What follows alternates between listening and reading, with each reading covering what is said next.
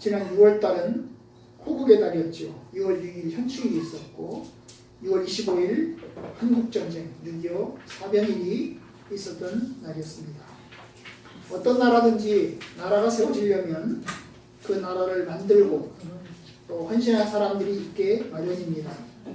특별히 전쟁에서 목숨을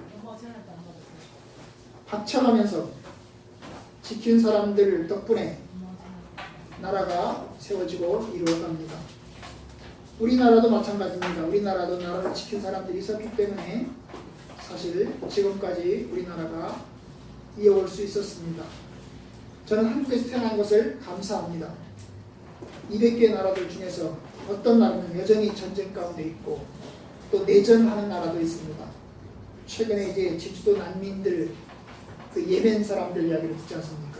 보면 여전히 내전입니다. 우리나라는 그 정도는 아니잖아요. 그죠?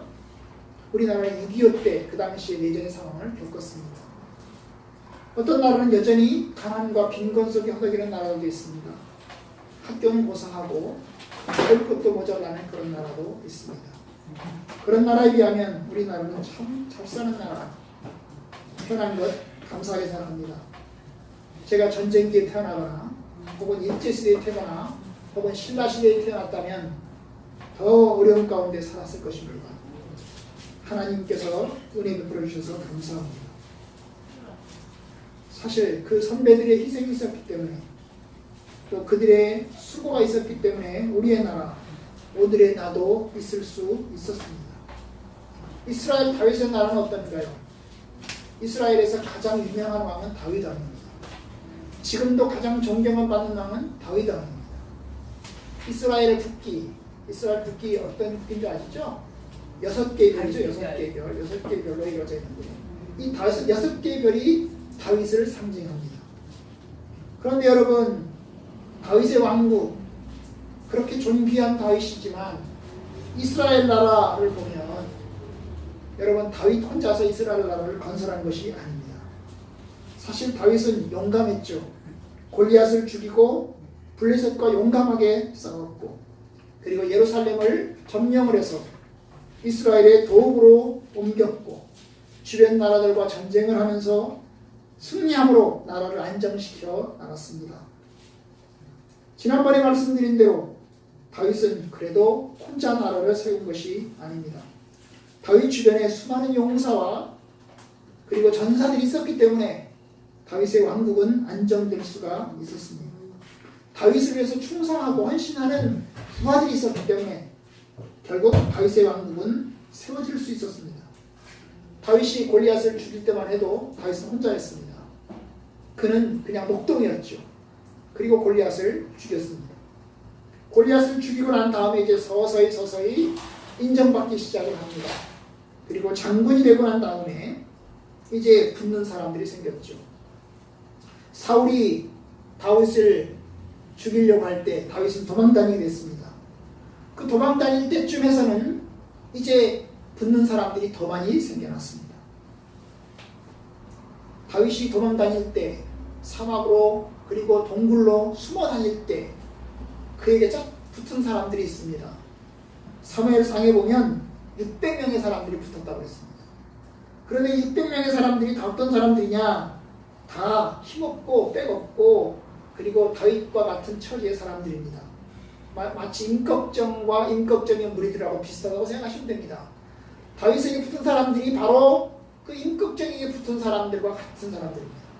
마음이 원통하고 여러모로 부자들에 대해서 갑질당하고 그리고 고통망하던 사람들이었습니다. 참으로 마음이 원통하고 그리고 빚진 자, 환난당한 자 이런 사람들이 다윗에게 붙었습니다. 이런 사람들이 600명이나 모여든 것입니다. 그리고 그 사람들과 함께 울고 웃으면서 함께 생사고사를 같이 했습니다.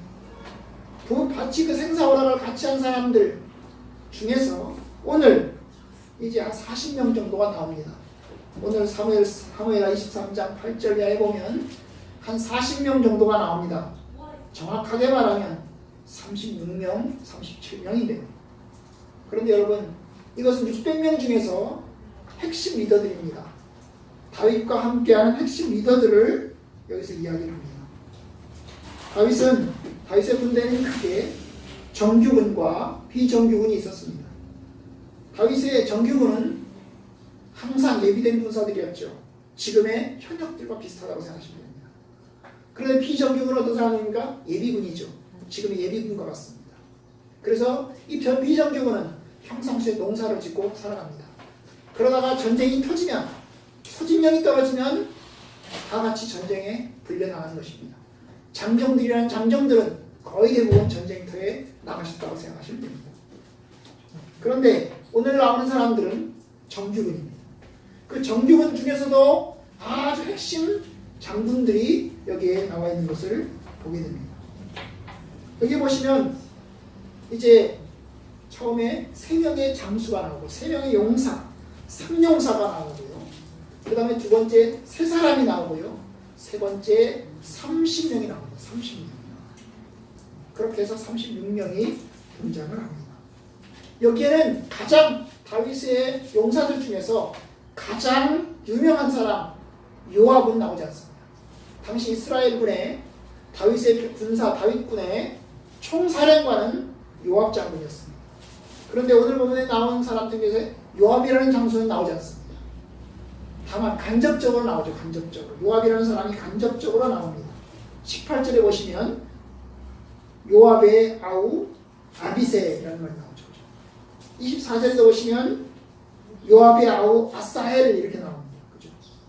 그 다음에 37절에 보시면 요압의 무기를 잡은 자 부에롯 사람 나레라고 있죠. 요압이라는 사람이 요압이라는 이름이 3번 나오죠. 그러나 정상적으로 요압이라는 사람이 나오지는 않습니다. 요압이 나오지 않는 이유는 아마도 이 사람들보다 비교할 수 없는 아주 가장 유능한 총사령관이기 때문에 나오지 않았을 것입니다. 아마 언급할 필요도조차 없기 때문일 것입니다. 그러나 오늘 본문에 보시면 이제 크게 3용사가 나오고 3명의 장수가 나오고 30명의 용사가 나옵니다. 오늘 본문에는 몇 명이 나온다고요? 36명이 나옵니다. 이들은 거의 대부분 다 다윗이 도망다니던 시절에 함께하던 사람들입니다. 다윗이 도망다니고 힘들 때 붙었던 사람들일 것입니다. 그들은 다윗에게 충성하는 사람들이었고 그 다윗에게 목숨 걸고 헌신하던 사람들이었습니다. 그 사람들의 헌신 때문에 다윗의 병사들이 전쟁에서 이길 수 있었고 다윗의 왕국은 건설될 수가 있었습니다. 얼마나 이들이 헌신된 사람들이었을까요? 한 예가 나옵니다. 오늘 본문에 보면 하나 예가 나오는데 14절, 15절, 16절, 17절에 보시면 한 예가 나옵니다. 다윗이 물이 먹고 싶은 것입니다. 베들레헴의 물이 먹고 싶은 거예요. 베들레헴은 다윗의 고향입니다. 베들레헴의 물이 먹고 싶은 거. 지금 다윗이 있는 곳은 어디냐면 유다 광야입니다. 유다 광야 중에서도 어디예요? 아둘람굴이죠. 아둘람. 이 아둘람굴은 사해 근처에 있는 유다 광야에 있습니다. 그런데 베들레헴의 물이 먹고 싶은 겁니다. 그래서 혼잣말로 베들레헴 물이 먹고 싶다 이야기를 합니다. 이 아둘람 지역의 유다 광야는 물이 없거든요. 물이 굉장히 귀하거든요. 비가 올 때나 물이 조금 있을 뿐이지 평상시에는 물이 없어요. 그런데 그 베들레헴의 물이 먹고 싶은 겁니다. 그래서 혼잣말로 베들레헴에 있는 물을 먹고 싶다. 누가 가서 떠올 사람이 없을까? 혼잣말로 이야기를 했습니다. 그런데 이 36명 중에 3명이 목숨 걸고 베들레헴까지 가서 물을 떠가지고 왔어요. 유다 광야 아둘람에서 베들레헴까지는 70km입니다. 70km. 엄청나게 먼 거리입니다. 70km면 어디쯤 될까요? 여기서 평택까지 갑니다. 평택까지. 엄청나게 먼 거리입니다, 여러분. 그거를 고속버스 타고 가는 게 아니에요. 뛰어가는 겁니다. 걸어가는 겁니다. 그런데 가는 길이 쉽지 않아요. 왜냐? 가는 도중에 블레셋의 군대들이 진치고 있는 그곳을 지나가야 됩니다. 이 베들레헴 지역 자체도 다 블레셋이 점령하고 있는 지역입니다. 블레셋이 점령하고 있는 지역들입니다. 그러면 그 지역을 지나가야 됩니다. 목숨 걸고 가야 됩니다. 다윗이 물 마시고 싶다고 해서 이 부하들이 병사들의 목숨을 희생시킬 수는 없는 것입니다. 그런데 그들이 가서 물을 떠가지고 왔어요. 15절 다윗이 소환을 이르되 베들레헴 성문 곁 우물물을 누가 내게 마시나. 혼자 얘기를 합니다. 혼자. 명령한 게 아니에요. 여봐라 가서 물 떠와라 이렇게 얘기한 게 아니고 그냥 누가 나한테 물 좀 떠다 줄 수 있을까. 내 고향 벽에. 그랬더니 세용사가 16절 베들레헴 사람의 진영을 돌파하고 결국 베들레헴 군대를 베들레헴이 점령하고 있는 지역을 돌파해서 가가지고 지나가서 베들레헴 성문 곁 우물물을 길어가지고 다윗에게 왔다. 이게 대단한 겁니다. 이게 하루에 갔다 올 수 있는 거리가 아닙니다. 70km입니다, 여러분. 거기를 갔다 오면 보름 걸려요, 보름. 그런데 다윗에게 떠왔습니다. 이것을 다윗이 마실 수 있겠습니까? 마실 수가 없어요. 그래서 다윗이 어떻게 해요? 다윗이 마시기를 기뻐하지 아니하고 그 물을 여호와께 부어드리며 하는 말. 여호와여, 내가 나를 위하여 결단코 이런 일을 하지 않겠습니다. 이 물을 내가 마시지 않겠습니다. 이는 목숨 걸고 갔던 사람들의 피가 아닙니다. 이 피가 피입니다, 피. 그러니 내가 마실 수가 없습니다. 결국 마시기를 즐겨하지 않아요. 세용사들이 이러합니다. 얼마나 헌신적이고 얼마나 충성심이 많은 사람들인지 모릅니다. 죽으라면 죽는 신용까지 하는 사람들이고 다윗이 무슨 눈치만 보이면 그것 그대로 실행하는 사람들입니다. 다윗이 뭐라고 이야기 안 해도 다윗이 무슨 이게 마음만 있으면 그 마음대로 그대로 다 해주는 사람들입니다. 얼마나 헌신적인 사람들입니까? 목숨 걸고 싸운 사람들입니다. 그들은 아주 용감한 사람들. 다윗을 위해서라면 무슨 짓이든 다 합니다. 다윗을 위해서. 그런데 바로 이런 사람들 덕분에 다윗이 하나하나가 다 용감한 사람. 오늘 보면 이 사람들이 다 살아있는 사람들은 아닙니다. 이 24장이 23장 8절이 쓰여질 그 당시에 이게 이제 다윗의 이제 인생의 말기인데요. 현재까지 다 살아있는 사람들은 아닙니다. 이미 죽은 사람도 있습니다. 24절에 나오는 다윗의 요압의 아우 아사헬 이미 죽은 사람입니다. 그리고 39절 마지막에 나오는 이 햇사람 우리야 결국 죽은 사람입니다. 다윗이 죽인 사람이죠, 그죠? 햇사람 우리야 부인 빼앗고 죽인 사람이죠. 그 마지막에 나오는 사람이 그렇습니다. 이미 죽은 사람도 있어요. 그런데 다 헌신한 사람. 햇사람 우리야는 어떤 사람이에요? 햇사람 우리야도 다윗은 우리야를 죽이려고 하잖아요. 그런데 전쟁터에 나간 사람들 때문에 자기는 집에 가서 부인과 잠자리 하지 않겠다. 그렇죠? 잠자리 하지 않겠다고. 그래서 병사도 틈에 잠을 잔 사람인데 내가 혼자서 어떻게 나 혼자서 편안하게 집에 가서 이렇게 발 씻고 목욕하고 이렇게 잠잘 수 있겠냐고. 나 그럴 수 없다고. 그렇게 해서 전쟁터로 다시 들어가서 죽지 않았습니까? 얼마나 헌신적이고 용감한 사람들이에요. 바로 이런 사람들 때문에 다윗의 왕국이 세워진 것입니다. 여러분 다윗의 왕국만 그런가요? 어디에나 그렇습니다. 우리나라도 마찬가지입니다. 우리나라도 6.25 때 싸운 그 헌신된 용사들 덕분에 사실은 이 나라가 있는 것입니다. 무명의 용사들이 있습니다. 학대병들이 있습니다. 뭐 전쟁에 이름난 사람들만 있나요? 이름 없는 사람들이 있습니다. 그냥 나라가 전쟁이 났으니 나라도 가서 싸워야 되지 않겠냐. 그래서 싸운 사람들 덕분에 여러분 우리나라가 지금까지 있는 것입니다. 주님의 교회도 마찬가지입니다. 여러분 주님이 이 세상에 오셔서 십자가에 죽으셨고 구원의 속죄 사업을 완성하셨습니다. 그는 죽은 사람을 살리고 병든 사람을 고치고 귀신 들린 사람을 내쫓았습니다. 그리고 자기 자신이 십자가에 못 박혀 죽으시고 하나님의 온전한 뜻을 다 이뤘습니다. 그런데 여러분 예수님이 혼자였나요? 예수님이 혼자였다면 예수님이 십자가에 박혀 죽으셨는데 예수님이 혼자였다면 아마 예수님 죽은 걸로 그냥 묻혀버렸을 것입니다.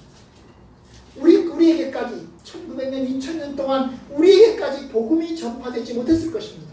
예수님이 십자가에 못 박혀 죽긴 죽으셨을 때 그 복음을 전파할 사람이 없다고 한다면 우리는 그 복음을 듣지 못하고 묻혀버리고 말았을 것입니다.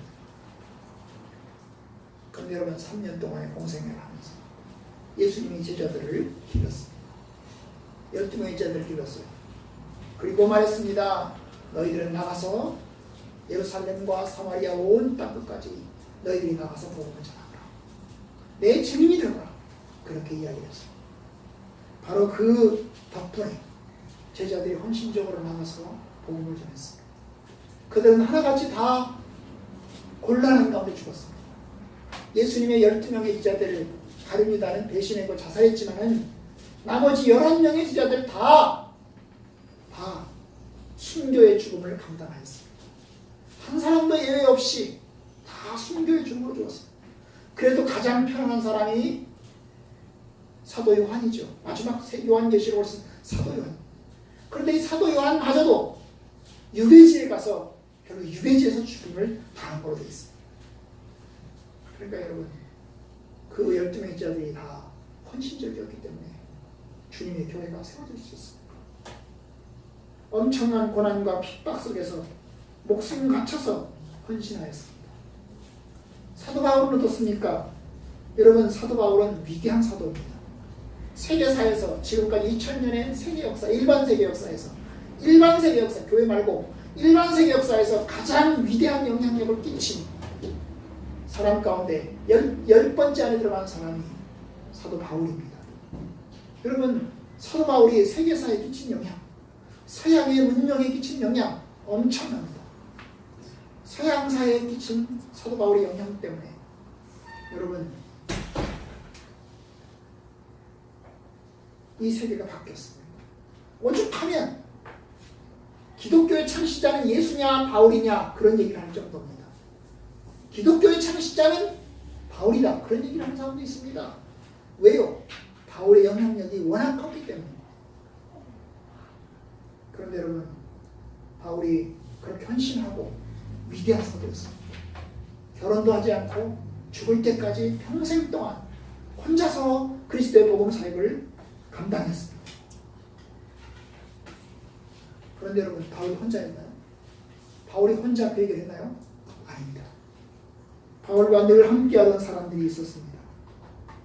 신약의 위대한 사도인 사도 바울마저도 그와 함께한 사도들 덕분에 사실 사도 바울이 있는 것입니다.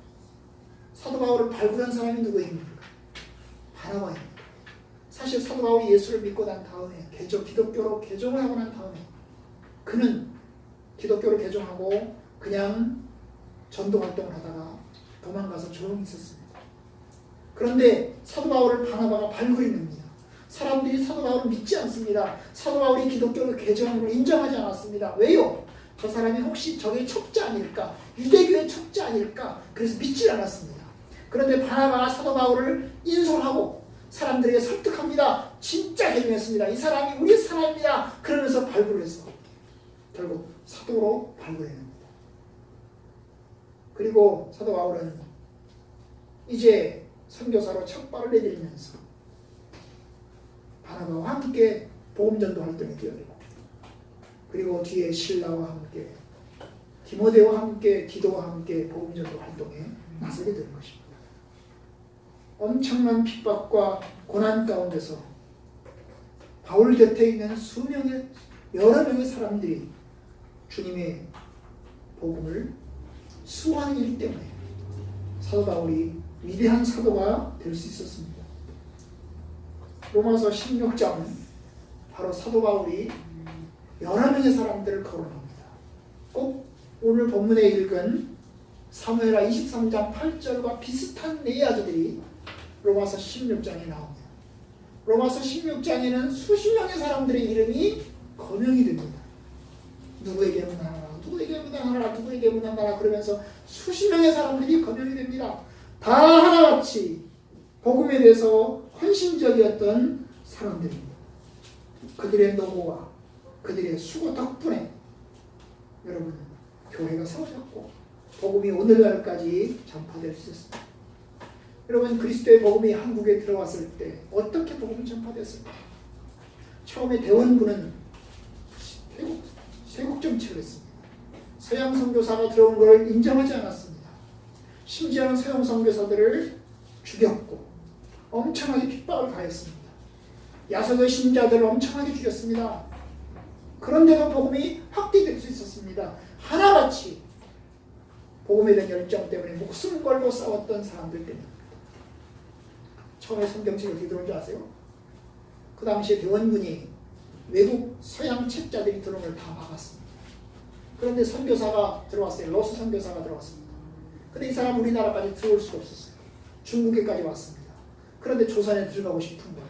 그런데 정부가 막고 있어요. 못 들어갑니다. 안 되겠다.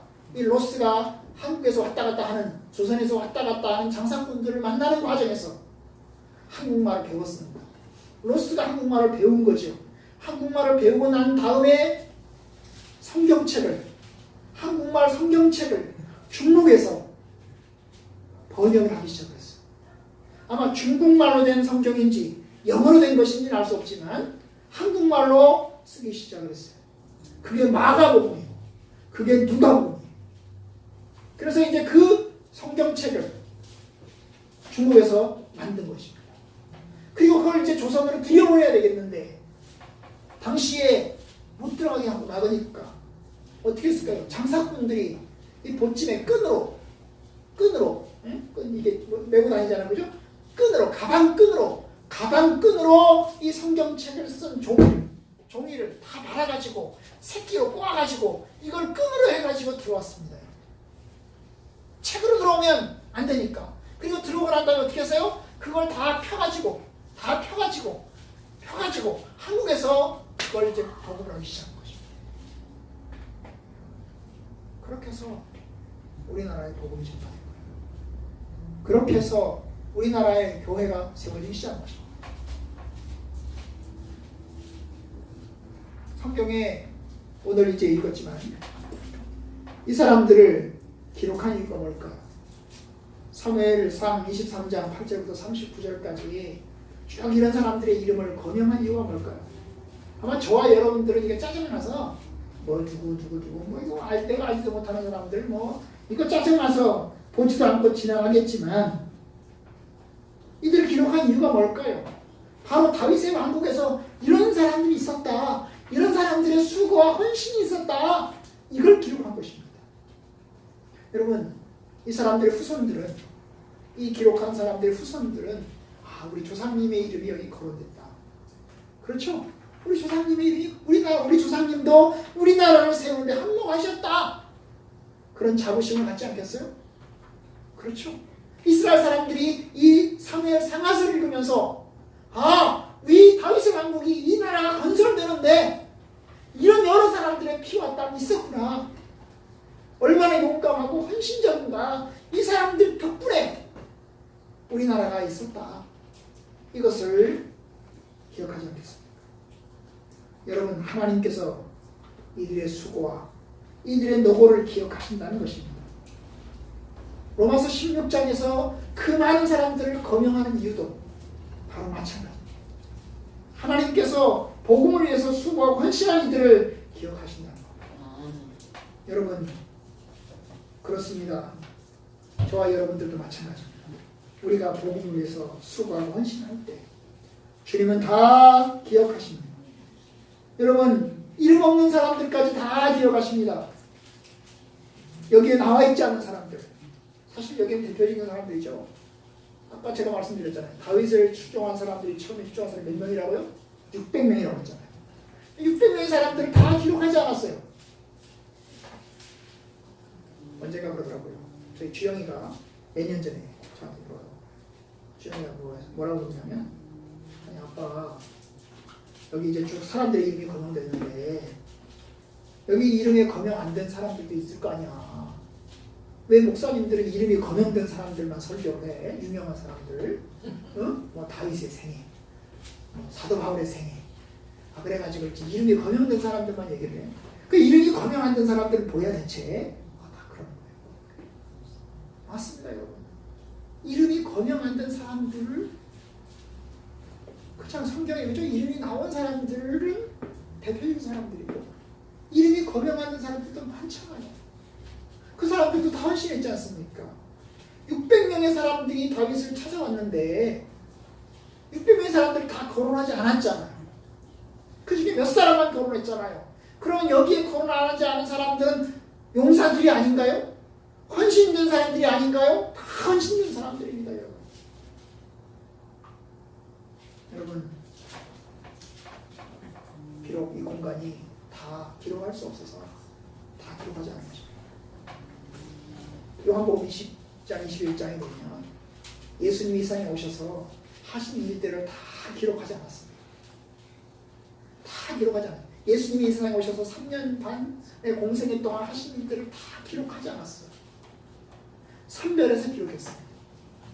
요한복음의 저자는 뭐라고 얘기했냐면 그거를 다 기록하려면 이 세상의 모든 종이를 다 갖다 놔도 다 기록할 수 없을 것이다.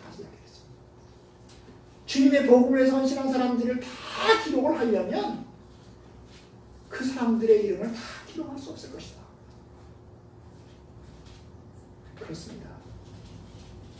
여러분, 그런데요, 주님 기억하십니다.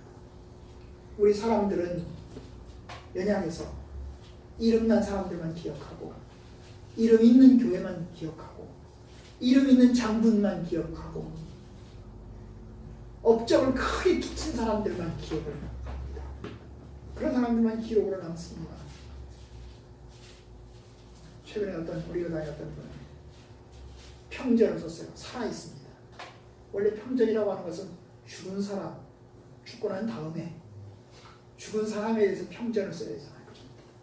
그런데 현재 살아있는데 그 집 사위가 자기 그 장인어른에 대한 평전을 쓴 것입니다. 사위도 목사고 장인어른도 목사죠. 근데 여러분, 그분은 총회장이나 지냈고 총회장도 지냈고 우리 교단에서는 굉장히 크신 어른입니다. 그러니까 평전이라도 나왔겠죠. 그럼 저 같은 사람 평전 쓸 수 있겠어요? 없습니다. 누가 써주겠습니까? 아무도 안 써줍니다. 저희 은사 목사님, 제가 어릴 때 제주도에서 이제 신앙을 가르쳐 주신 목사님, 그래도 성결교단에서는 꽤 큰 어른이고, 성결교단에서는 이제 그래도 큰 교회를 이제 목회하시다가 은퇴를 하셨어요. 제가 이제 한 2, 3년 전쯤 해서 제가 목사님한테 목사님 회고록이나 좀 쓰시죠 그랬어요. 쓰시면서 이제 우리 후배들한테 목회에 대한 어떤 지침들을 이런 것들 좀 남겨주시면 어떻게 하십니까? 쓰시면 좋겠습니다. 그랬더니 그분이 하시는 말씀이 나는 안 쓸라네. 내가 쓸 게 뭐가 있다고. 나는 안 쓸라네. 아마 쓰고 나면 그게 이름이 남겠죠. 그런데 그분은 안 쓰시고 겸손하신 거죠. 그분은 교단 총회장이 될 만한 분이었어요. 그런데 총회장도 안 나가셨어요. 총회장도 안 나가셨어요. 여러분, 그래도 그런 사람들은 할 수 있는 그릇이지만 할 수 없는 사람들, 목사님들이야 그래도 큰 사람들이지만 성도들은 장로님도 아니고 권사님도 아니고 그냥 평신도들은 어떻게 하겠습니까? 미미하고 내세울 것도 없고 주님을 위해 선신할 것도 없는데 그렇게 생각할지 모르겠어요. 그러나 여러분, 하나님 다 기억하십니다. 아버지 하나님은 다 기억하십니다. 사실 우리는 다 미미합니다. 민초들입니다. 엄청난 일을 하지도 못하고 그냥 평범하게 살다가 평범하게 갈 것입니다. 나라를 들었다 할 수 있는 힘도 없습니다. 그냥 투표장에 찍으라고 하면 투표장이나 가고 그 다음에 기도하라고 하면 기도를 하고 그러는 사람들입니다. 그런데 여러분, 하나님은 저와 여러분들의 수고를 다 기록하실 것입니다. 비록 성경책에 저와 여러분들의 이름은 들어지 못하더라도, 그죠? 비록 저와 여러분들이 성경책에 들어갈 만큼 이름난 사람은 아니었더라도, 그런 용사는 못 되더라도 주님은 다 기억하실 것입니다. 여러분, 두 번째 한 개 더 말씀드리겠습니다. 저는 오늘 말씀을 통해서 여러분, 같이 협력하는 것이 얼마나 중요한가요? 여러분, 이들이 협력했습니다. 이들은 다윗에게 협력했습니다. 다윗에게 헌신하면서 다윗이 원하는 대로 따라주었습니다. 그들은 자기들끼리도 협력을 했습니다. 서로 힘을 붙들어가면서 전쟁에 함께 나섰습니다. 9절을 보시면 이제 삼용사가 하는 일 가운데 하나가 나오는데, 여러분 블레셋과 싸우는데 그들이 다 지치고 이스라엘 병사들이 다 도망을 갔습니다. 그런데 8절 끝에 보시면 뭐라고 합니까? 세 용사가 싸움을 도두고 함께 도왔어요. 그 중에 한 사람, 그가 나가서 손이 피곤하여 그의 손이 칼이 붓기까지 블레셋 사람들을 쳤더랐어요. 그들은 서로 마음이 모아서 서로 격려하고 위로하면서 전쟁에서 힘을 같이 모았습니다. 여러분 오늘 본문에 보시면 형제들이 나옵니다. 형제들 요압과 아사엘, 이런 사람들이 나와요. 삼총사, 삼형제. 전쟁터에서 36명의 37명의 병사들 중에서 3명의 삼형제가 나와요. 삼형제. 이 삼형제가 끼친, 다윗에게 끼친 영향이 엄청납니다. 만약에 협력하지 않고 독불 장군이었다면 주의 뜻을 이룰 수 있겠습니까? 예수님께서 제자들을 보내실 때 2명씩 짝을 지어 내보냅니다. 너희들이 둘씩 가서 복음을 전하라고. 사도가 우리 전도여행을 다닐 때 사도가 혼자 다닌 적이 없습니다. 혼자서 전도여행을 돌아다닌 적이 없어요. 둘 혹은 셋 이상 그렇게 같이 다녔어요. 바나바랑 같이 다니고, 실라랑 같이 다니고, 디모데랑 같이 다니고, 디도랑 같이 다니고, 그러면서 같이 다녔습니다. 왜냐? 혼자는 위험하거든요. 전도 여행길에서 혼자는 위험합니다. 짐승들에게 물려 죽을 수 있고, 어디선가 나타나는 강도 때에 위험을 당할 수 있습니다. 그렇기 때문에 혼자 다니지 않았습니다. 혼자면 또 지치죠. 외롭죠. 힘들죠. 그런데 여러분 같이 했습니다. 마찬가지입니다. 여러분 가정에서 부부란 함께하는 것을 배우는 것입니다. 함께하는 것이 능력입니다. 혼자는 부족하고 혼자는 연약해도 함께하는 것이 한 것입니다. 저는 비록 혼자 능력이 유능하지만, 혼자서는 능력이 유능하지만 집단 생활을 못하는 사람보다는 혼자서는 별볼 일 없고 혼자서는 능력들은 부족하지만 집단 생활을 같이 해나가는 사람들이 훨씬 더 낫다고 생각합니다. 그러지 않겠습니까? 혼자 뛰는 마라톤을 생각해 보십시오. 혼자 뛰는 달리기를 생각해 보십시오. 대단합니다. 그런데 여러분 축구나 농구 같은 단체적인 경기는 훨씬 더 가치가 있습니다. 혼자 하는 성악, 혼자 노래 부르는 가수 아주 뛰어납니다. 하지만 합창에서는 어느 한 사람의 목소리가 뛰어나면 안 됩니다. 합창이라고 하는 합창은 한 사람이 너무 독불장군이면 안 됩니다. 그 사람은 잘립니다. 맞춰야 됩니다. 고절을 맞춰야 됩니다. 목소리가 너무 커도 안 되고 너무 나서도 안 되고 목소리 너무 튀어도 안 됩니다. 그렇게 하면서 그들은 이제 같이 갑니다. 함께하는 사람이 되는 것이 중요합니다. 부부는 사실 그러면서 함께하는 것입니다. 교회 성도들을 함께하는 것입니다. 하나님의 나라도 함께하는 것입니다. 그렇게 해서 주의 뜻을 이루어가는 것입니다. 두 사람이 한 사람보다 나으면 그들이 수고함으로 좋은 상을 얻을 것입니다. 혹시 그들이 넘어지면 하나가 동물을 일으키려니와 홀로 있어 넘어지면 붙들어 일으킬 자가 없을 것이고 그에게는 화가 있을 것이다. 두 사람이 함께 누우면 따뜻하거니와 한 사람이면 어찌 따뜻하냐. 한 사람이면 패하겠거니와 둘이면 맞설 수가 없나니 삼겹줄은 쉽게 끊어지지 않아요. 여러분 전도서 4장의 말씀입니다. 여러분 우리는 하나님께서 교회로 부르셨습니다. 교회라고 하는 것은 함께하는 것입니다.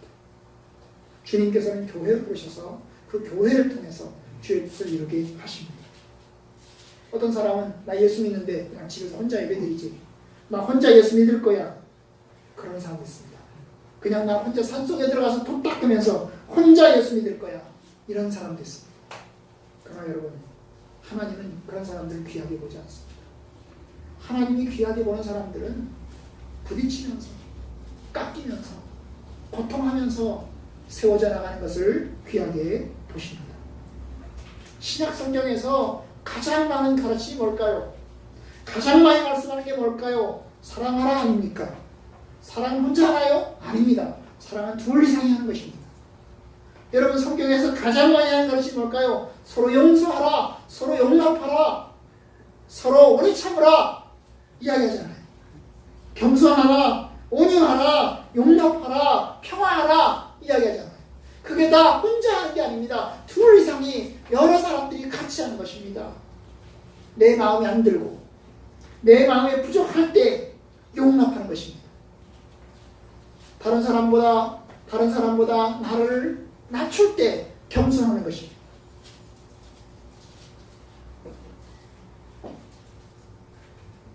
다른 사람이 나에게 잘못했을 때 용서하는 것입니다. 성경이 말합니다.